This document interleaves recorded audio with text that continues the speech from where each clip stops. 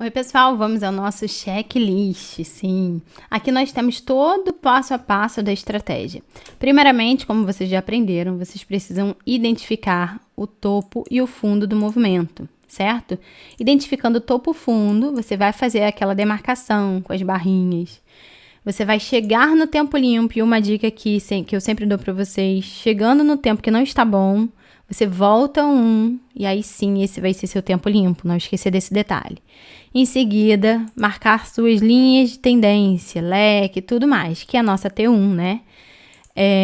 Fazer toda a linha de acompanhamento que vier a ser necessária, né? Que é aquela linha que a gente faz, que a gente não consegue remarcar a linha de tendência, a gente precisa acompanhar, e muitas vezes isso se torna um movimento fraco. Deixar marcadinho lá o nosso MC, e aí você começa a observar. Ocorreu quebra de linha, você chega aqui, certo? E fez a quebra de linha, você tem aqui uma tendência, houve a quebra do movimento, ele vai ficar consolidado até que confirme ou a reversão ou a continuidade de T1, certo? Nossa T1 aqui, nossa queda, né?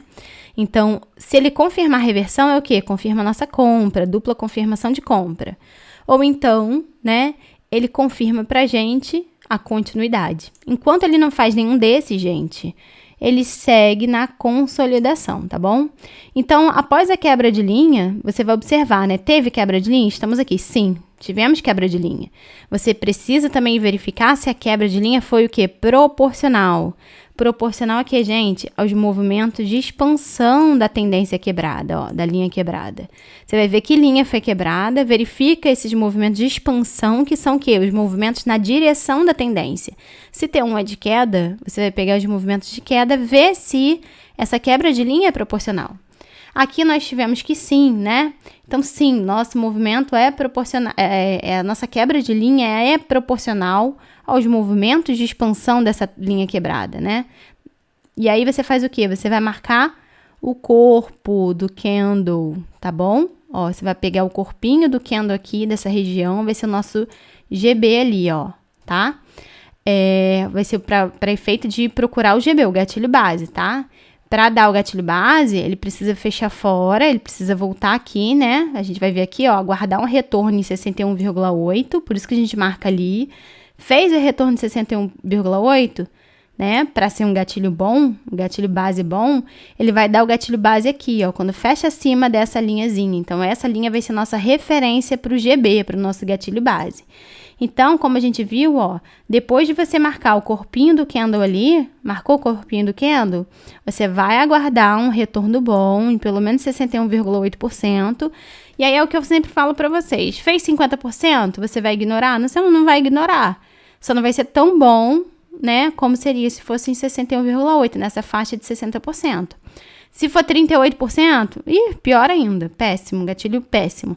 50%, um retorno aqui em 50%, você até consegue engolir. Agora, 30 e pouco não dá, não. É um gatilho muito ruim. E aí aqui a gente pergunta, tá, houve retorno. E agora, teve um gatilho bom?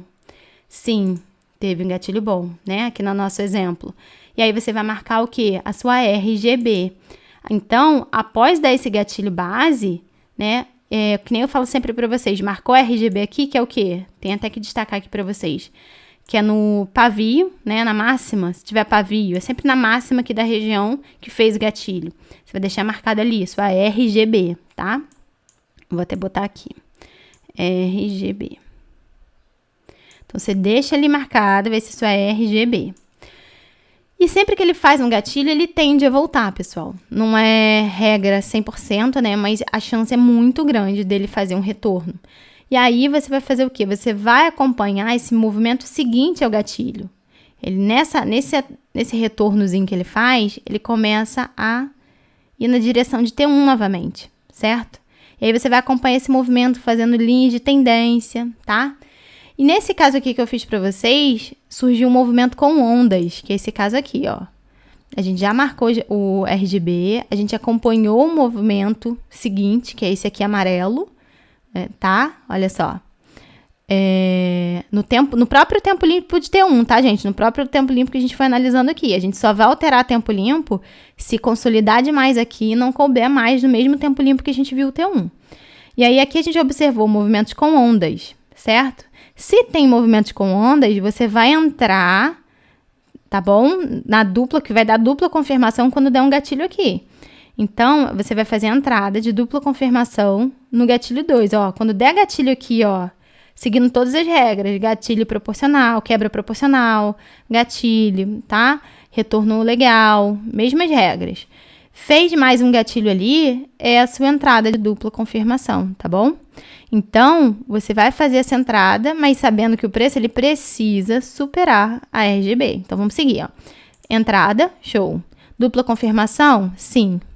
Você vai acompanhar, a partir do momento, gente, que der a dupla confirmação, você vai acompanhar o novo movimento, que é o quê? Nossa T2 agora, no tempo limpo dele. Então, a gente vai aqui seguir acompanhando todo esse movimento de subida aqui, ó. Vai ser a nossa T2. Vamos acompanhar no tempo limpo, tá? Para quê? Observar possíveis falhas, principalmente na região da RGB. E aí você vai ficar de olho nessa região da RGB, o preço precisa superar ali. Se ele superar, ó, superou, sim, não falhou. Simplesmente agora, você vai seguir acompanhando o tempo limpo do novo movimento. Você vai seguir acompanhando esse tempo limpo de T2 e acompanhando essa tendência aí que está originando para você, tá? E aí você volta novamente, você vai pegar essa tendência, vai jogar no movimento topo-fundo, pegar tempo limpo dessa tendência nova, tá, gente? E aí o que pode acontecer aqui também, voltando?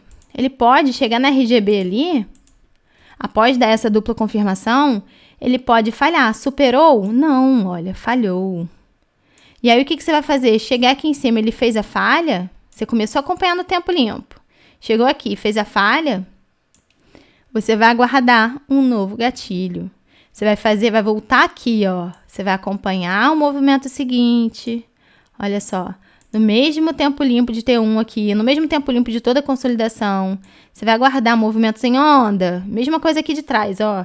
Vai se reproduzir tudo que aconteceu aqui, ó. Você vai aguardar que aconteça novamente. Foi com movimento em onda? Entra. E agora eu vou mostrar... E você segue a mesma linha de raciocínio, esperando um novo gatilho. Por quê? Deu dupla confirmação e houve falha na superação de RGB.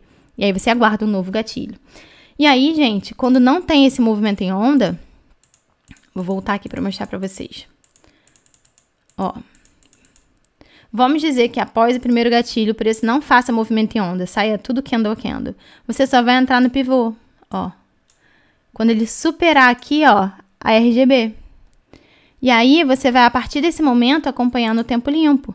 Você vai jogar tudo isso aqui, ó, no tempo limpo, para ver se realmente ele vai superar a RGB ou se ele vai falhar, certo? E aí, vai ter dado sua dupla confirmação.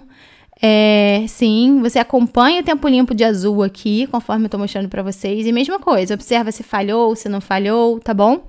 Da mesma forma. Agora, se ele faz tudo isso aqui, ó. Ó.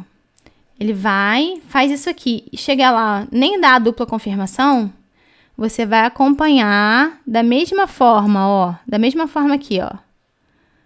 Vai aguardar. Chegou aqui em cima, não deu dupla confirmação, começou a voltar, aguarda um novo gatilho.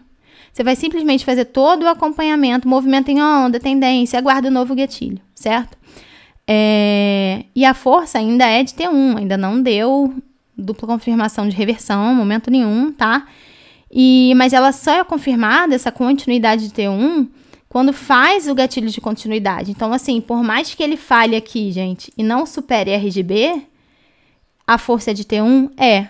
Mas você só vai apostar na continuidade quando você enxergar gatilhos de continuidade. Quando você enxergar isso aqui, ó, gatilho, aí ele vem aqui, dá outro gatilho, supera a RGB. Então, você só vai apostar em continuidade a partir desse momento. Enquanto isso não acontece, nem a dupla confirmação de continuidade, nem de reversão, a sua mente fica focada na consolidação. E a gente vai aprender nas próximas aulas aí pra frente como operar isso aí, tá? Então, seguindo aqui, vamos voltar um pouquinho. Então, aqui, olha, quando você tem a quebra de linha, a gente deu exemplo de que havendo quebra de linha e não havendo quebra de linha, gente, ó, então você tem a tendência, não quebrou linha nem nada, você tem ali sua linha de leque, o preço ali tá, ó, segue respeitando, ó, perfeitamente, ó, toda a tendência, todo o leque, não faz quebra de linha alguma. que você precisa fazer? Acompanhar e sempre verificar as possibilidades de remarcação. Por quê? Muitas vezes, olha, você está fazendo aqui, ó, e aí você vê que de repente essa linha lá de trás, ó, você consegue pegar daqui e ajustar para cá, ó. Então você sempre precisa estar verificando, a possibilidade de remarcação de linha de tendência, tá? Quando a tendência continua sem ser quebrada. E aí você sempre vai reajustar o movimento topo fundo, né? Vai vir um novo tempo limpo para isso aqui, já que ele evoluiu mais, para ver se já mudou o tempo limpo. Então, conforme o preço vai evoluindo, não vai quebrando linha e vai evoluindo, vai mudando o movimento topo fundo. A sua barrinha que inicialmente de topo fundo era aqui, daqui, aqui, agora já é daqui até aqui embaixo. Então, o tempo limpo vai mudar. Então, você precisa fazer todo esse estudo aqui novamente, tá? Conforme a tendência vai evoluindo. Vamos ver aqui itens que a gente ainda não viu. Se o preço ele faz a quebra de linha, fez a quebra de linha. E aí você pergunta, é proporcional?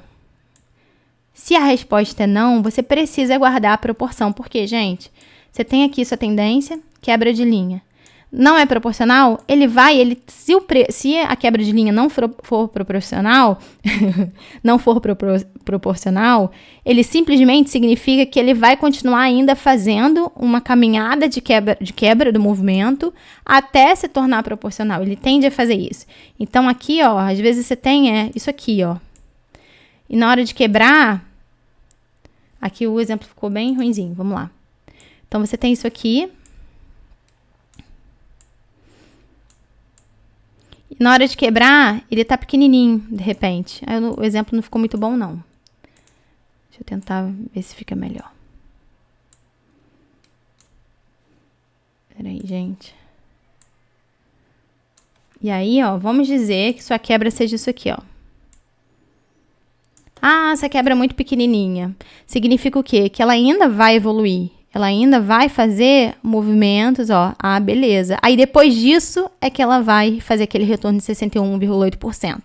Então, por isso é interessante você aguardar sempre a proporção, porque se a quebra ainda não foi proporcional, significa que ela tende a se tornar proporcional. Ela ainda não terminou, né, gente? Isso é muito importante. E outro detalhe, a gente tem que entender que quando a gente fala de proporção, é algo não é engessado.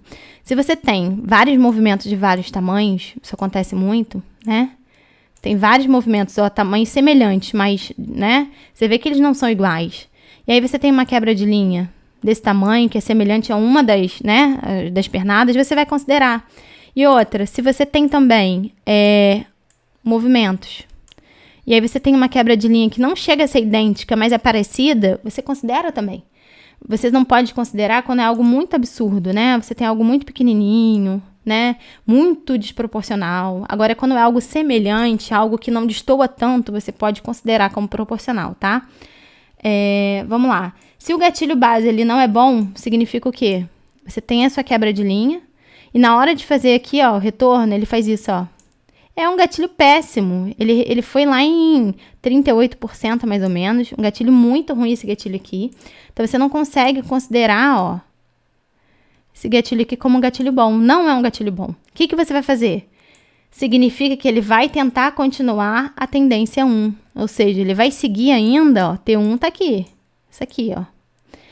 Significa que se o gatilho não é bom, ele ainda vai seguir na direção de T1, certo?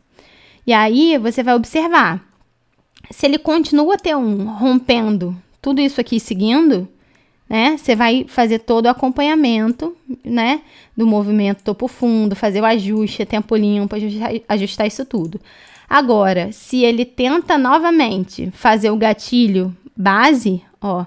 Se ele vai e tenta fazer o gatilho base de reversão, você vai fazer o quê? Vai fazer todo aquele estudo. O gatilho base é bom? Sim. E vai voltar em todo aquele estudo. Deixa eu ver se tem algo mais aqui que eu não tenha falado. Acho que eu falei de tudo, tá? Basicamente é isso. A gente ainda falta alguns itens aqui de módulos futuros para a gente estar incluindo em relação a mini harmonic, que tem um checklist próprio. A gente vai ver isso nas aulas de mini harmonic. Mas em relação à estratégia base, é isso aqui. A gente vai ver também detalhes no módulo de antecipações, mas em relação à estratégia base, é isso aqui que vocês precisam acompanhar. Espero que isso ajude vocês. E é isso, até a próxima.